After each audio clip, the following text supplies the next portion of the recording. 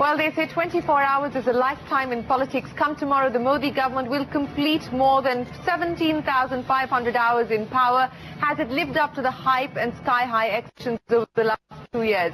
CNBC TV 18, in partnership with BMR Associates, did a comprehensive poll of the country's top business leaders to assess the mood. Before we look at the findings, here's a look at the methodology. Only CEOs and CFOs of large multinational companies took part in the poll, which was done early this month. The poll was anonymous in nature. Well, before we take you through the findings, let me introduce you to our guests this evening. Joining us in our studios, Gokul Chaudhri and Rajeev Dimri of BMR Associates. They have been the driving force behind this entire exercise. Also with us from Delhi, Naina Lal Kidwai, chairperson at Max Financial Services. From Kolkata, Harshvardhan Neotia, the president of the industry body FICCI, and Saurabh Majumdar, the managing editor of Forbes India. Appreciate you all joining us here on the show. Gokul and Rajeev, let me start by asking you very quickly to take us through the methodology, the time spent on conducting this poll. And I also want to point out, for the benefit of our viewers, that this poll was completed before things like the bankruptcy code were passed through by Parliament. So that perhaps is not really reflected in the poll. Gokul. You're absolutely right, Shireen. We did this poll over a period of 3 to 4 weeks, and that sort of ended up 2 weeks ago. And this was just before we had the Parliament passing the bankruptcy code, which was much awaited, and also before the Mauritius-India protocol got signed, which of course has led investors to find greater certainty insofar as the treaty is concerned. So some of those announcements came in after the poll was done. Okay, but do you believe that the poll would have reflected very different numbers, Rajeev, or would it be along expected lines, which is what the key findings seem to suggest? It would not have materially altered. So while these are two important developments, as Gokul is talking about, but they would not have materially altered the overall sentiment. For few investors, these are extremely big events, but in a sense, it passes a certain message in the market. So I don't think that this findings of this poll are materially different from what we would have expected. Okay, all right. So let's get straight to it now. The first question that we asked as part of the CNBC TV 18 BMR CEO poll: are you satisfied with the steps that the government has taken to create an attractive business environment? A resounding majority, 67% saying yes, 29% saying no, and about 4% are undecided. Harshvardhan Neotia, let me start by asking you, if one were to talk to industry leaders in private, at least at the start of the year, the sense was that, there should be much more momentum. But that feeling now, I get a sense that has changed. There is now a perceptible difference when one talks to business leaders. There is a sense of confidence about the turn that the economy seems to be taking. Your comments on the 2 years that have just concluded and the attractiveness of the business environment today? Well, I think they have been rather good 2 years of the government from an economic standpoint. I think the government started off with a very clear vision of trying to build the foundation of what they thought would be a robust economic future for the country. And they looked at ease of doing business, they looked at investment in infrastructure, they looked at various other issues that are critical for the building blocks of the industry and development and all of that. And then, whether it's the fiscal deficit target containment or, looking at taming the inflation numbers, etc. So I see that all these different activities that have happened over these couple of years are now coming to a point when they should start yielding fruits. It's like a tree being planted and then takes a while to grow and then the fruits to come. And, we've had 2 bad monsoons, so that has been a bit of a dampener. Yeah. God willing, this monsoon, hopefully, as it seems to be predicted, would be normal. And if that is the case, I do see a very, very strong uptick happening from October onwards. Okay, so you are expecting a significant takeoff or a lift-off in the economy starting October, and that's the sense that we're getting from other business leaders as well. Naina, you just heard what Mr. Neotia had to say. If I were to ask you to summarize for us how you would assess the performance over the last 2 years, on the macros, clearly the government has done a lot, of course, supported by the fact that oil prices have come off significantly, and also in terms of long-term structural reforms, perhaps not visible in the short term, but the foundations have been laid. How would you summarize the performance? Shireen, so I think it's in your question, and I would agree that the foundations are actually well set. Initially, a lot of announcements, some disappointment in the early period that things were not happening fast enough. But I do believe we're beginning to see the outcomes, all of which are happening now in terms of the very significant developments on the bankruptcy bill. I think the real estate bill also is important in terms of creating a very healthy real estate environment going forward. The bankruptcy bill itself will play out over time, but directionally right. Clarity on Mauritius, which was looming large, and it's good that we've got that out of the way. And infrastructure, which fortunately now at least we're seeing some parts of infrastructure moving ahead. Roads is of course a great story. Rail coming back on track, and in fact looking quite interesting going forward in terms of PPPs that may come up there. And the power sector, where whether it's renewables or indeed traditional power, there is movement ahead. And all of this leads and contributes to growth going forward. You're absolutely right, Naina. You've listed out a lot of the achievements that this government has been talking about, and some of that is reflected or will be reflected shortly as we proceed with the findings of the poll. You've talked about the Uday scheme, you've talked about infrastructure, and you've talked about some of the high-performing ministries. But Saurav, let me come to you with the second question that we asked. We said, are you satisfied with steps to end tax uncertainty? Now, here's an interesting result, because the first result, 67% said, yes, the government has done enough to create a much more conducive business environment. But here, 43% are not satisfied. 43% are satisfied, but 37% are not satisfied with the steps the government has taken to end tax certainty or uncertainty. So, in a sense, tax continues to be one of those pain points for this government. I would agree with you, Shireen, and I would agree with the results of the poll that by and large, if you look at the macro picture, we've had a situation where after the first year of announcements and all of that, I think things are beginning to play out. But yes, tax remains one of the uncertainties somewhat surrounding some of these tax announcements remains a pain point, because I think there needs to be a lot more clarity from the finance ministry and the government on which, while generally nobody disagrees with the fact that this government is business friendly, I think there are some nasty surprises which keep springing up once in a while, and that's what I think is spoiling the sort of narrative for this government, and I think that's what they need to work on. Okay, so are the two of you surprised at all? This is probably going to be something that you deal with on a daily basis. Are you surprised with the fact that 37% are not satisfied with the steps that have been taken to end tax certainty? Well, I think, Shireen, when we were doing this survey, we asked two questions. One was the question, are you satisfied with the remedial measures taken by the government? Talking really about the legacy that they inherited. And the legacy was not just the Vodafone case, which continues to be troubling the government, but also a huge number of transfer pricing cases, a number of litigation that was. I think the backlog is quite profound, and I think the government has taken measures, which is reflected by some part of the survey, but I think there was expectation that the undo of the past would be done far more quickly. Which hasn't happened at this point in time. But even that conciliation window that was opened up in this budget, no takers so far, Gokul. So even if we talk about remedial steps or measures, the efficacy has yet to be proven.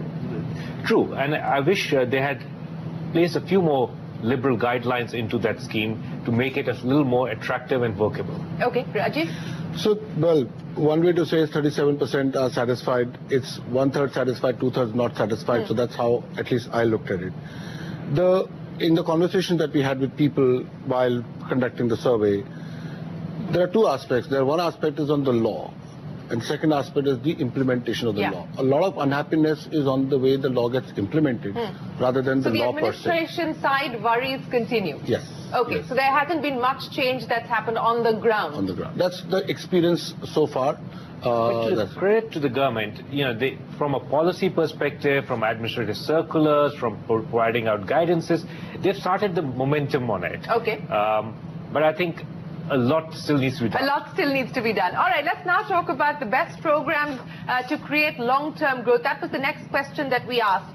And it's no surprises, but the number one that has emerged in terms of the programs that will hopefully create long-term growth, Make in India, followed by the Jan Dhan Yojana. Skill India coming in at number 3, Digital India coming in at number 4, Startup India at number 5, Irrigation and Crop Insurance at 6.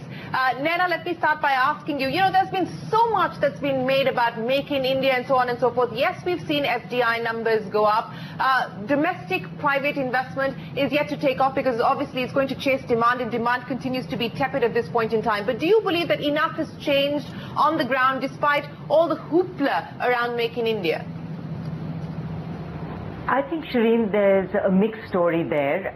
One, of course, is if demand goes up, capacity utilization goes up, and we will begin to see investment. But let's not forget that a lot of the push is happening now at the states level, and where industry and where the rubber really hits the road is at the state level. And each state, in this spirit of competitive federalism, is reaching out to industry, but the record of each state is really a mixed one, some doing better than others. And I think that is where there is more work needed so that India as a whole is seen as a friendly business environment. I think the second area where there was a lot of hope was in the whole area of defense, which has been quite a slow starter in terms of clarity and what was required, because in fact the Make in India work and investment around defense would indeed be huge. And I think in terms of just a third, I would add that we have seen regulatory overreach, if I may say, in many sectors, which are proving to be quite negative for the sectors. Pharma most recently in terms of price controls, and I can understand where it comes from, but it's beginning to hurt pharma in terms of domestic production.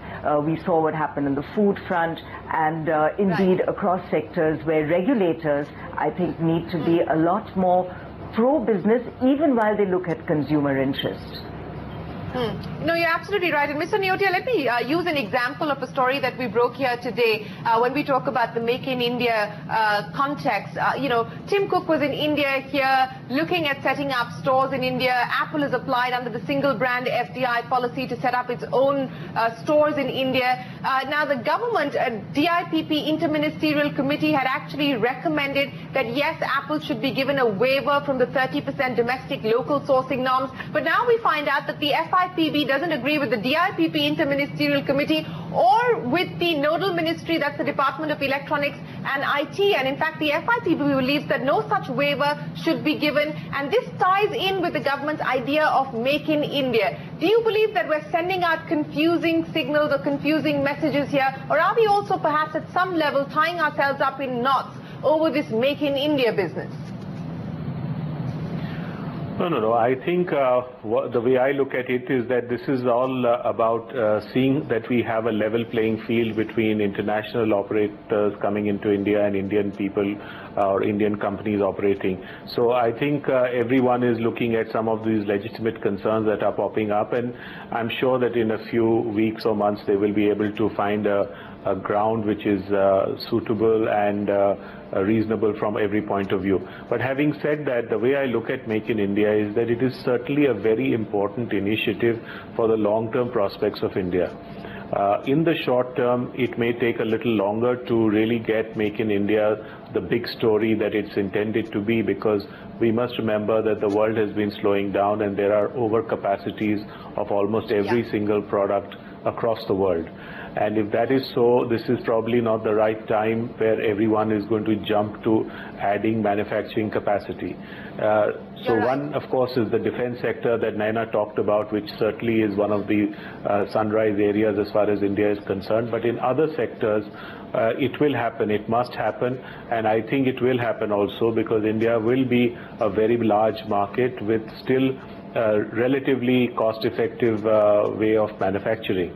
But it will be a little longer story. It may not happen as quickly as probably some of us imagined, because of the situation that we are in, the global context in which we are placed presently.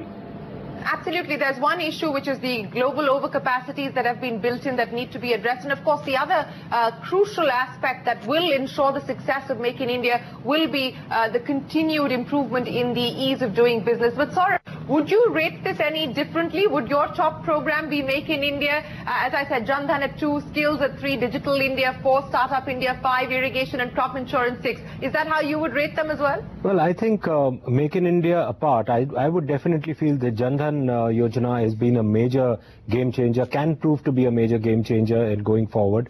Of course, Startup India is another major one if you really focus on these areas, because in the absence of organizational job creation growing in the manner in which it is supposed to, startup and entrepreneurship is going to really hold the key to creating of new jobs, and otherwise where are the jobs going to really come from? Digital India, Skilling India, in fact are in a sense linked to Startup India, particularly the skilling aspect of it. So I think we need to really look at these programs. The good thing I feel about this government and the 2 years it's been in power is that though we've talked about, some of these they've really done with missionary zeal. You may have thought about it initially as just programs being announced and branding and all of that, but I think they've really put their might behind many of these programs, and we are now going to slowly see these things playing out. But I would definitely rate Startup India and Jan Dhan as among one of the key programs there. All right, let me get your quick comments in Gokul and Rajeev. Rajeev, let me start by asking you, how would you rate these programs, and do you concur with the poll findings? Yes, in the conversation that we had with people, the emphasis was what is likely to provide the long-term fiscal benefit, and that's what the people are focusing on. And if you look at these programs, the Make in India program has the potential of touching lives across the board. Whereas, while the other programs are all good, but they tend to touch fewer lives, important of course, but Make in India gets into the whole, from grassroots to the top end, and that I think is the reason why it has made #1. So long-term implications of Make in India ensuring that it's #1 there, Gokul. Absolutely, and in our conversations with various respondents, it's not that we came across any program which they felt was on the wrong track. So I think while we're talking about everything that's going right, it wasn't that corporate India felt that there is something which the government had really embarked on a large scale, which is negative. So in that sense, it's also in a positive that most of the programs are well directed. All right, that's the point that Saurabh was making as well. On that note, we are going to take our first break here on the CNBC TV 18 BMR CEO Poll as we assess the performance of the Modi government. But when we return, we'll tell you who have emerged as the best performing ministries. That is coming up for you on this special show right after this short break. Stay on with us. Welcome back. You're watching this special CNBC TV 18 BMR CEO Poll as we're discussing the performance of the Modi government. This is an exhaustive poll that has been done by BMR for CNBC TV 18.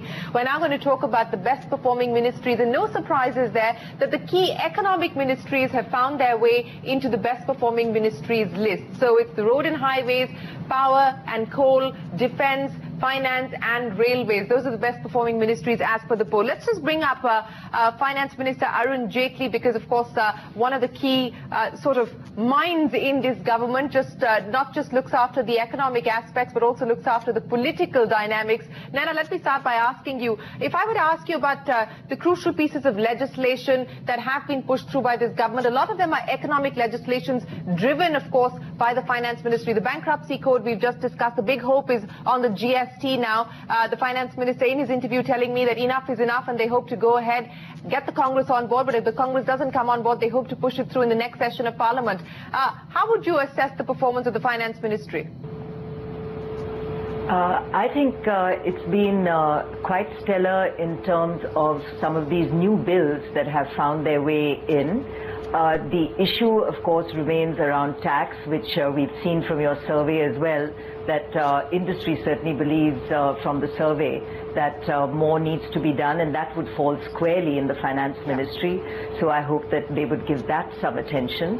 And I think in terms of also the way India is positioned offshore, responsible in terms of maintaining the fisc and not having succumbed to some of the asks around, maybe loosening up there, are all indications that India is held in very high regard today because we have showed good, sensible fiscal policies as well. So I would say, all in all, very good. But Shireen, if I might just come in here on this issue of economic ministries, I think the key, as in most cases, is interministerial issues. And I think there this government has done a good job about the coordination. But there are areas, and I'll give you an example, for, if you look at the power sector, a big push to get the power equipment cheap, and therefore, we saw Chinese power projects or Chinese power equipment coming in. Then that got stopped. BHEL dropped its prices. But in the process, other power manufacturers in India were rendered uncompetitive. And we don't want to kill sectors when we are looking to provide cheap power to our people, and therefore we want cheap power equipment, but in the process damage what is already being made in India. And I think it is this working between the heavy engineering ministry, how BHEL behaves within that, what are we doing to create an enabling environment for existing players, that this interplay between ministries becomes quite important to watch as well. You're absolutely right on that front. In fact, we have Piyush Goyal's face on the screen, so let me just give you an anecdote.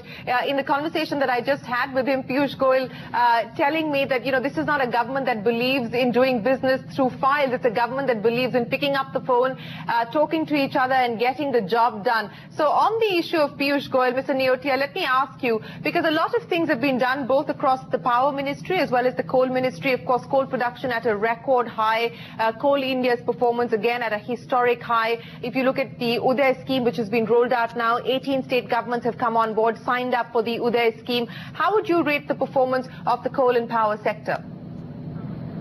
Well, in one line, outstanding. I think in this short period, they've done some incredible amount of work. I was recently going through a brochure that sort of listed out the achievements of the power and coal ministry, and it looks very, very impressive what they have been able to achieve, right from electrification down to the village level, finding a solution to the ailments of the discoms, looking at bringing affordable power, putting transparency into the mechanism of allocation of scarce resources, etc.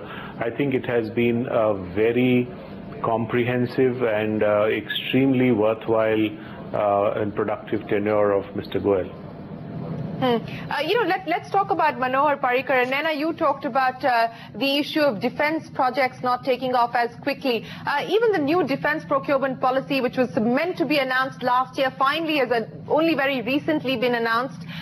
So there has been a sense that perhaps it's taken longer to get the policy in place, but also a ministry that's dealing with a lot of legacy issues, a lot of the ghosts of the past. Manohar Parrikar, of course, also coming in as one of the best performing ministries of this government. Naina, your take on Manohar Parrikar and the Defence Ministry and how it's now addressing this opportunity?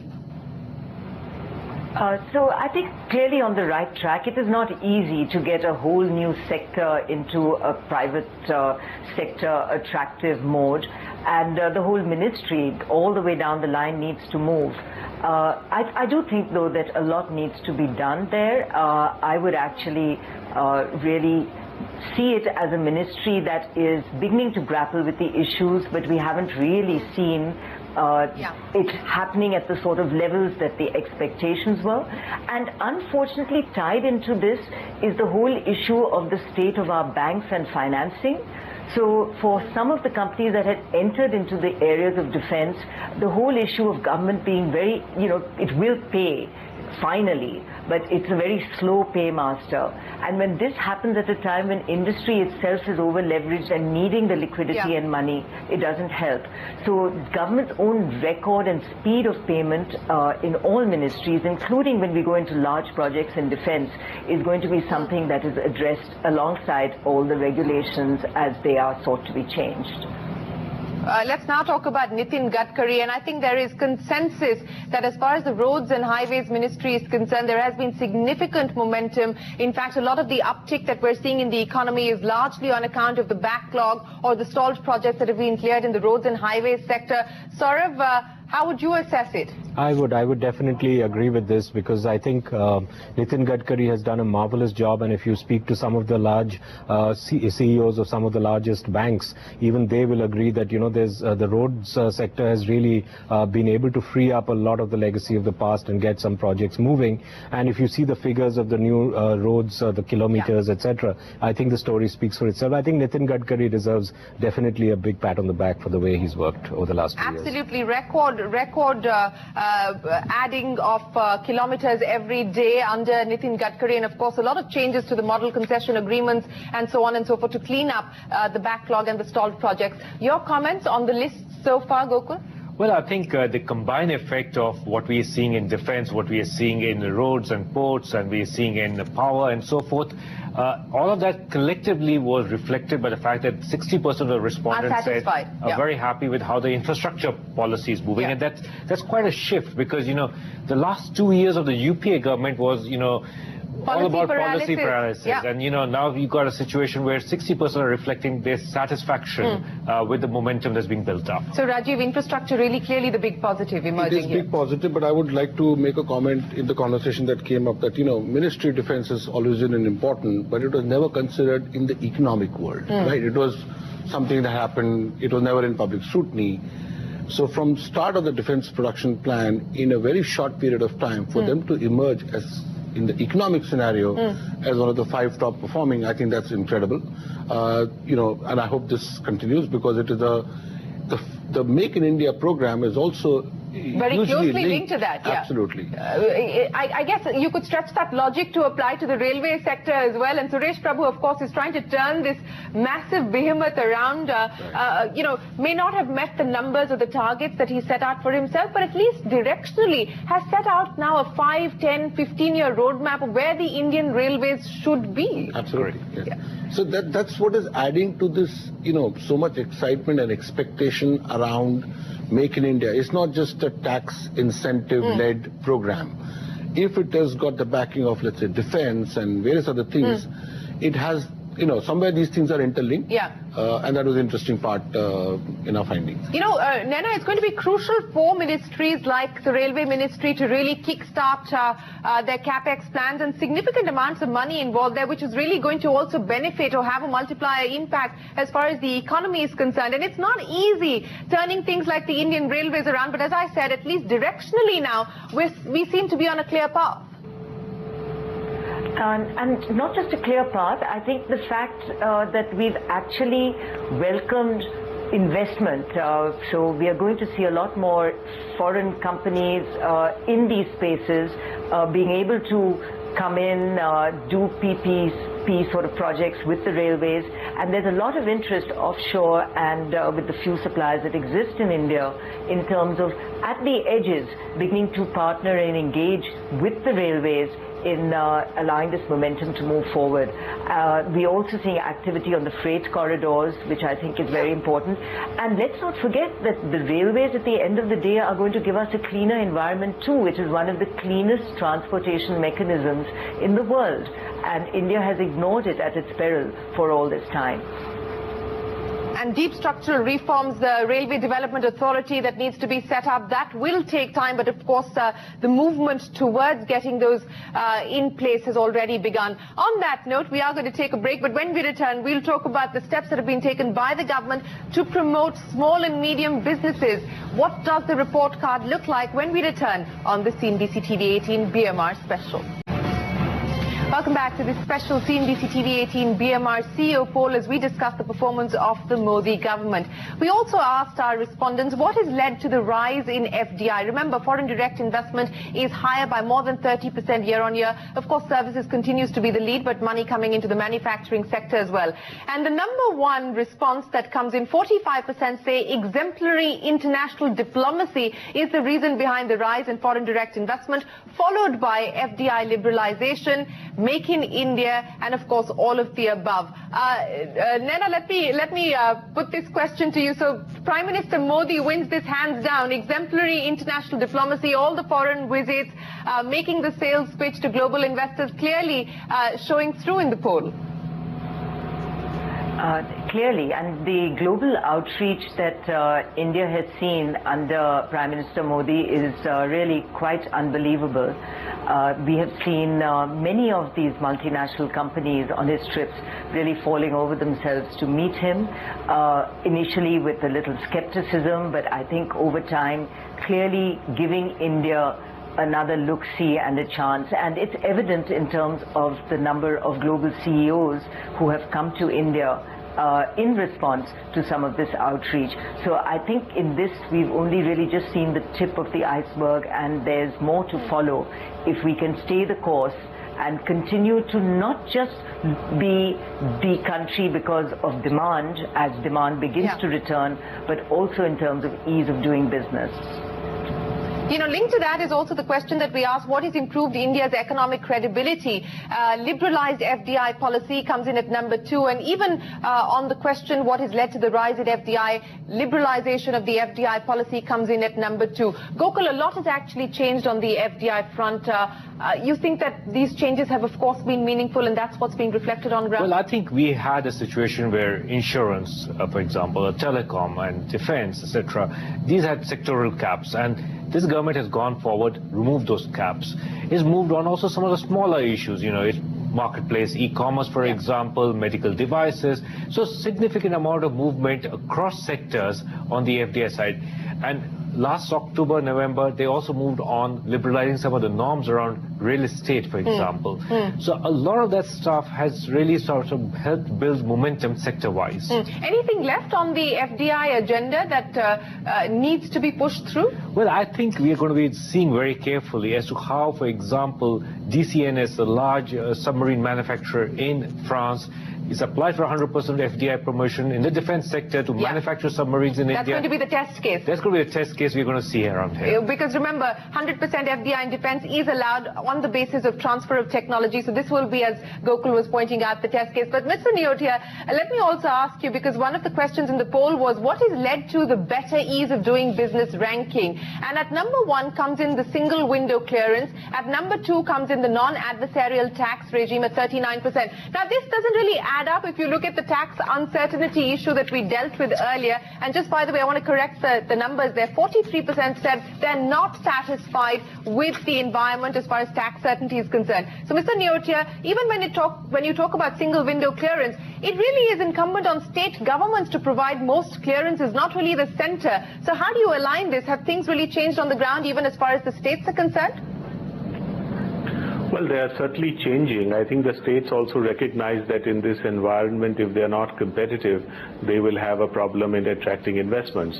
And as Naina said, some states have moved forward faster and some are lagging behind, and some are, trying to catch up very quickly. So there is a mixed story there. But having said that, there is clearly a movement in states to fix their problems, to fix their complicated procedures and make them faster.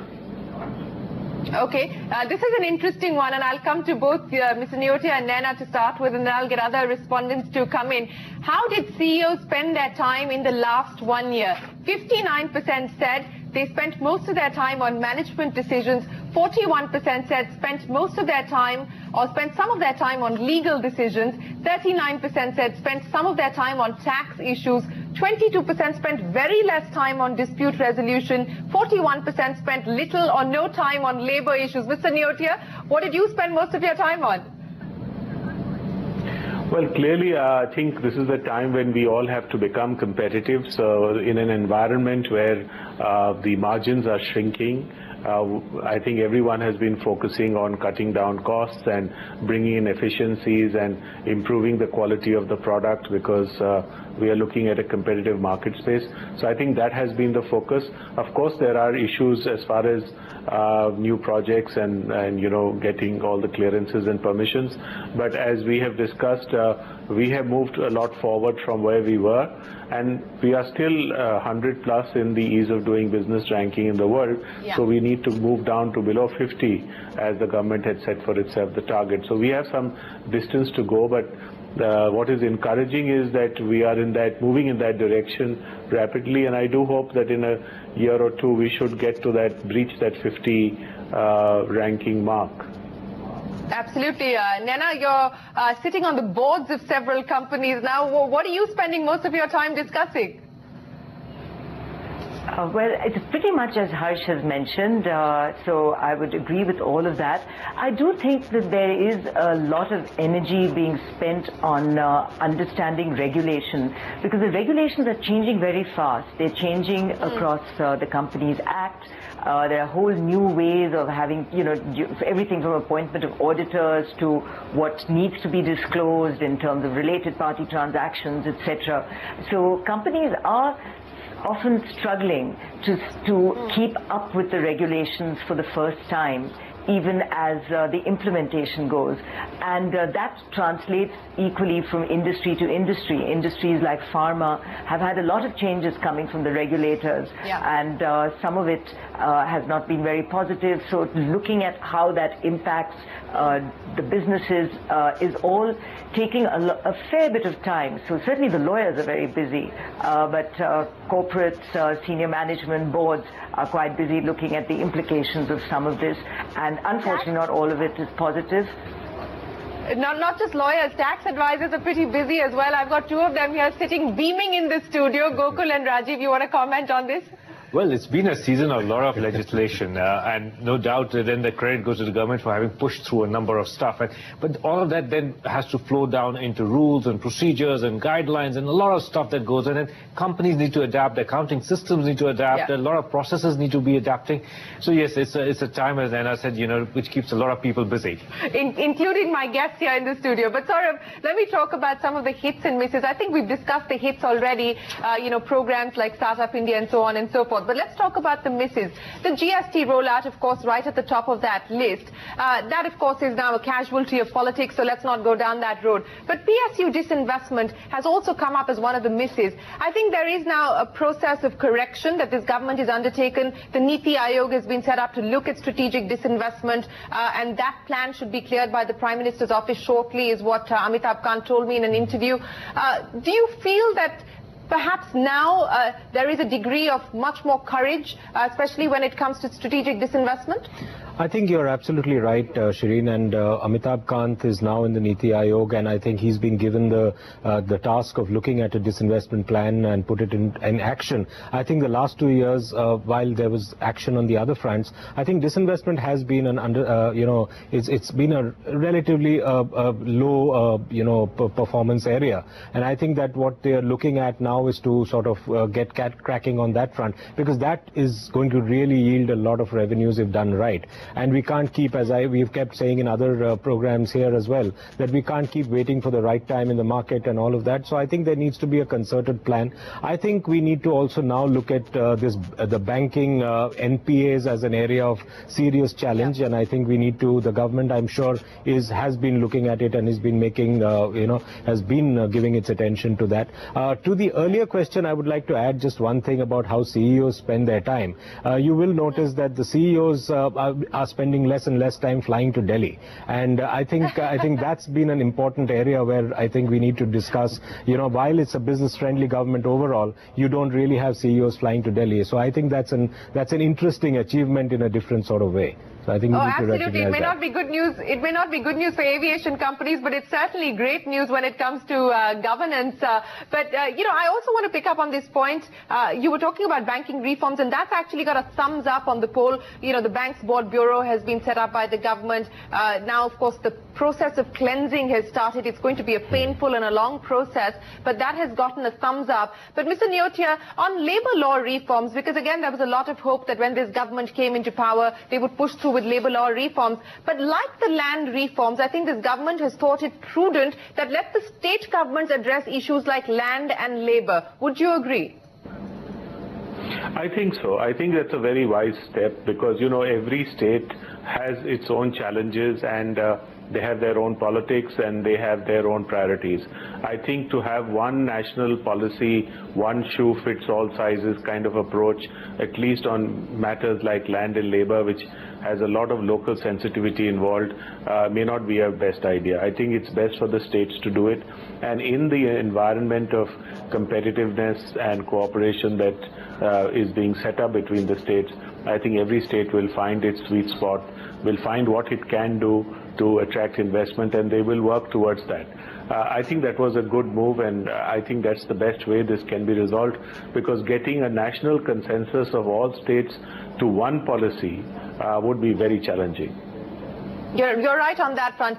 We are going to take the last break on this program, but when we return, we'll tell you how CEOs have rated the performance of the Modi government on individual parameters. That and the conclusion when we return.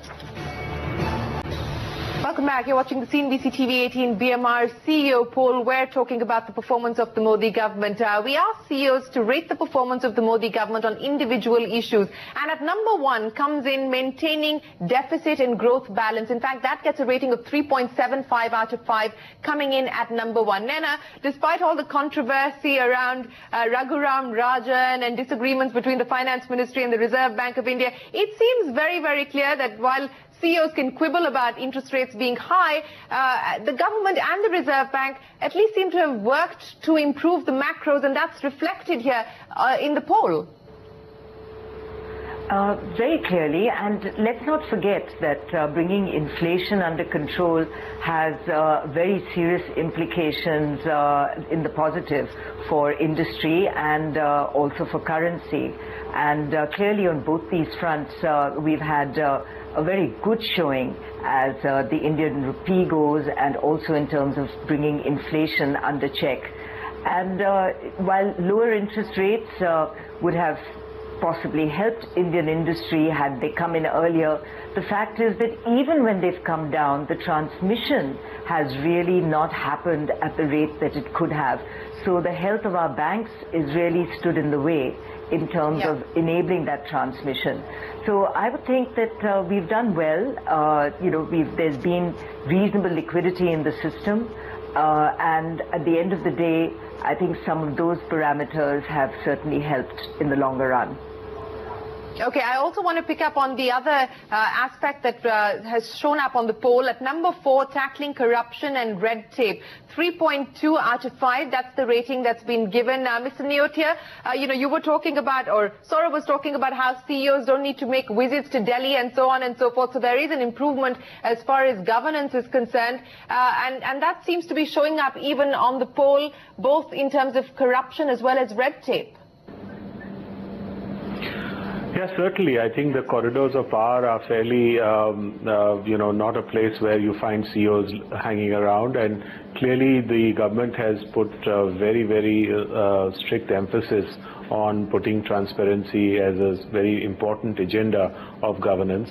And one has seen a tremendous amount of movement there. Of course, it's a huge country, and at the states, those issues are again going to differ from state to state. But at least at the central level, one has seen a huge positive move towards transparency and almost, if I may say, elimination of corruption. Okay.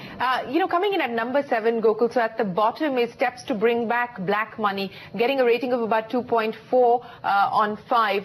Do you think that this is really a case where expectations have been sold so high by this government, you'll get 15 lakh rupees in your bank account and so on and so forth? So while actually measures have been taken, there is an SIT, a black money law, a new law has been passed by the government. But, you just sold the story so much more than you could deliver on.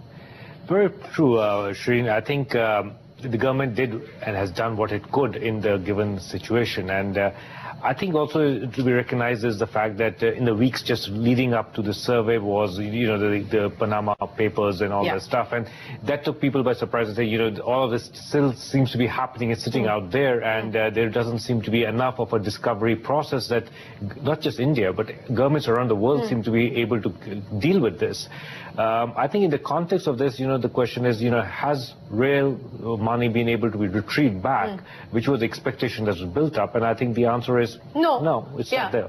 Let's be straight about that. No, that hasn't happened. So let me get wrap-up comments from each of you. So 2 years over, the start of year 3. Rajeev, what would you like this government to focus on? The number one priority for you?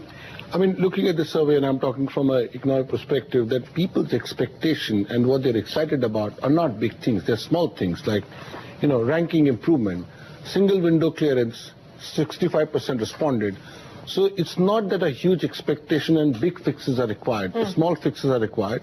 And if that is focused upon, a lot of the mood and the ranking and the environment would change materially. You're right. That's the point that I seem to be picking up as well, that now this business of announcing missions is over. It's time to get down to execution and action. Niti Aayog is going to be doing a monthly review, submitting its report to the Prime Minister's office. So it's really going to be about how these programs are impacting people on the ground in the run-up to 2019. That perhaps is going to be the focus starting year 3. Oh, absolutely, Shireen. You're absolutely right. The year 2 is over now. Year 3 begins, and this is the time when you need to now work on executing the big programs and the policies you have announced. I also would like to see, the government reach out a little more, and the opposition and government work together in clearing some of these pending reforms like the GST, etc., much quicker, so that makes makes a major significant addition to the growth rate.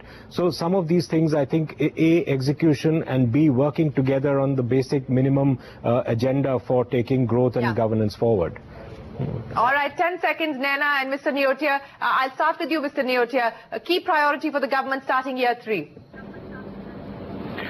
Well, I think one of the things is the feel-good factor. I think it's not about the government's priority. I think it's some good news coming in terms of uptake in investment cycle, more improved consumption, improved manufacturing, etc.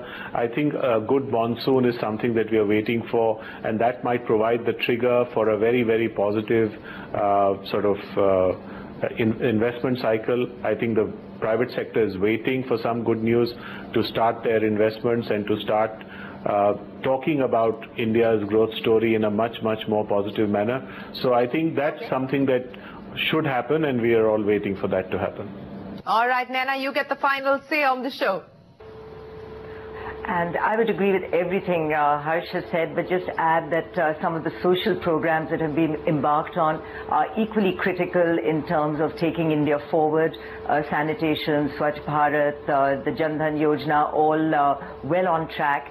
And just that as we go to bring this feel-good factor back on track, that we don't let the distractions that happen with extreme elements that question the very fundamental nature of India in a way that causes the disruptions in Parliament and then puts the whole agenda back on the back foot. So I think rallying the troops, rallying the party around common agenda of taking India forward is very, very important, and not allow the distractions that creep up to get in the way. Well, I think that's a great way to summarize this show, what we've discussed, and of course what the road ahead should look like as far as the government is concerned. Rally the troops, get down to business, get the execution going as quickly as possible so that we can reap the benefits of the upturn that we're likely to see starting the second half of the year, and don't be distracted. That's the message that we're going to leave you with here on the CNBC TV 18 BMR poll. My many thanks to our panelists, Naina Lal Kidwai, Harsh Neotia, Saurabh Majumdar, Gokul Chaudhri, and Rajeev Dimri for joining us here on the CNBC TV 18 special. For all of us here, goodbye. Thanks very much for watching.